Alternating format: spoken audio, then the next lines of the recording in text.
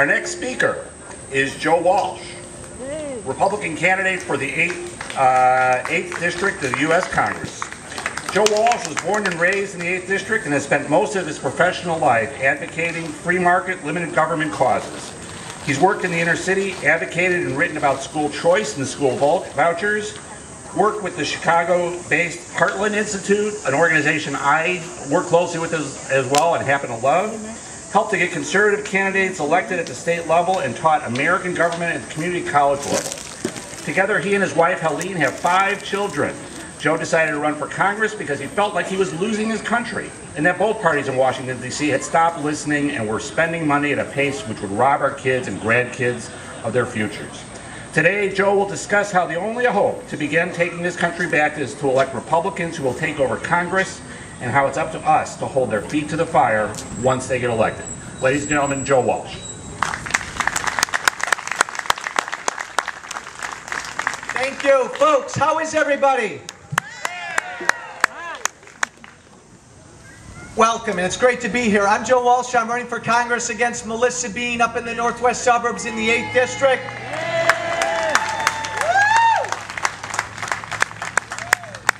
Look, it is a pain in the butt to run for Congress.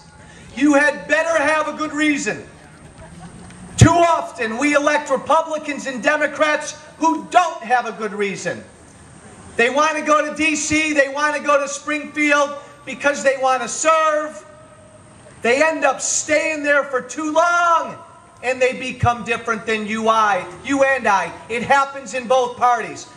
I set out about 8 or 9 months ago and decided I'm running for Congress because in my heart and in my head, I felt like I'm losing my country. And I said that every single day of this campaign, and I see it out there. Every audience I've been in front of, big or small, heads nod. Heads nod. Heads nod. We're losing this country of ours. This election presents a wonderful opportunity for Republicans. I'm a Republican. I've been a Republican my whole life. Folks, this movement out there right now in this country has nothing to do with party. Nothing at all to do with party. It's every Republican, Independent, and Democrat who is scared to death about the direction this country's taken. Who is fed up and frustrated because we're spending our kids' money, our grandkids' money. We're robbing future generations of their futures. And both parties have done that. Both parties have done that for too darn long.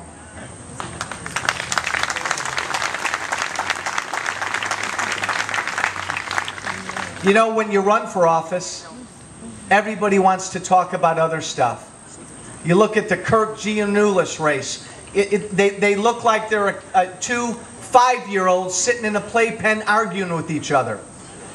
Too often the media puts out this stuff. Too often we don't pay attention to what we should pay attention to.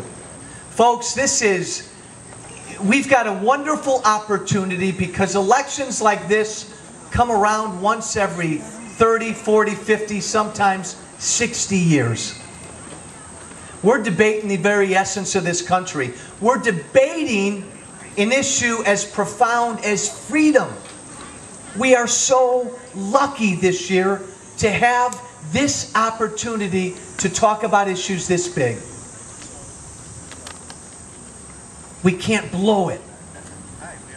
We've got to look at each and every candidate running this year, and we've got to look and see where they stand on this big issue of our day.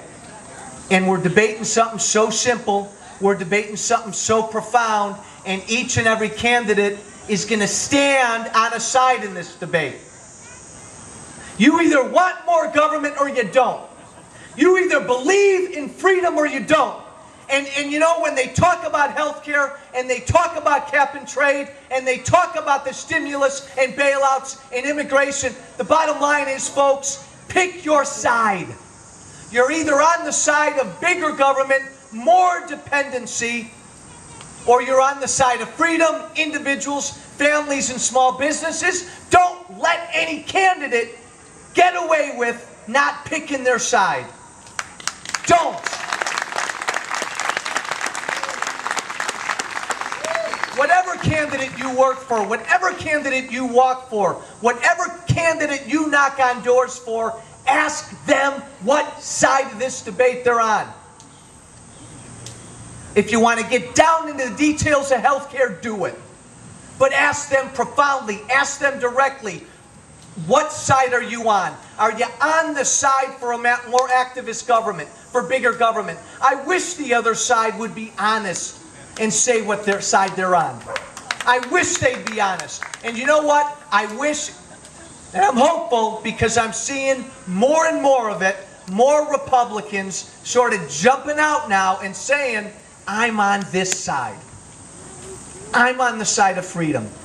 I'm on the side of taking care of families. I'm on the side of letting small business keep more of their money. It has nothing to do with party. This is a wonderful event. Events like this are happening all over the state, and they have been the last few months, and they're going to continue to happen.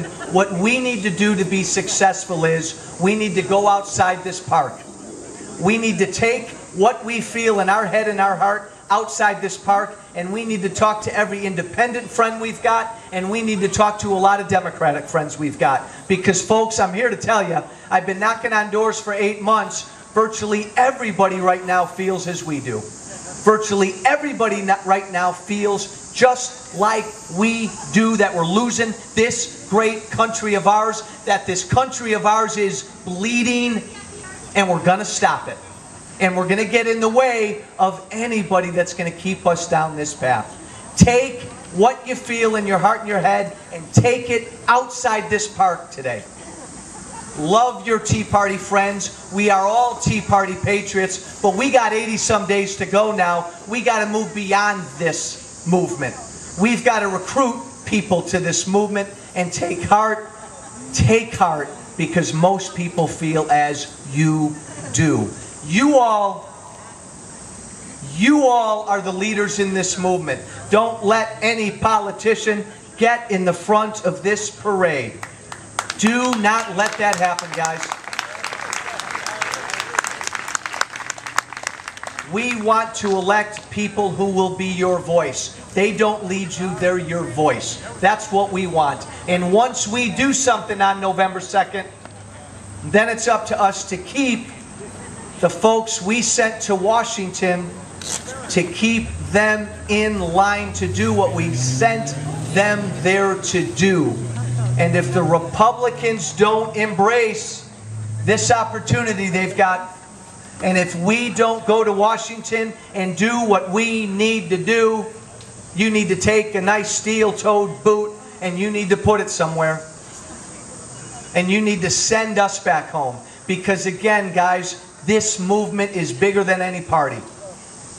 We're losing our country. It's happening very quickly.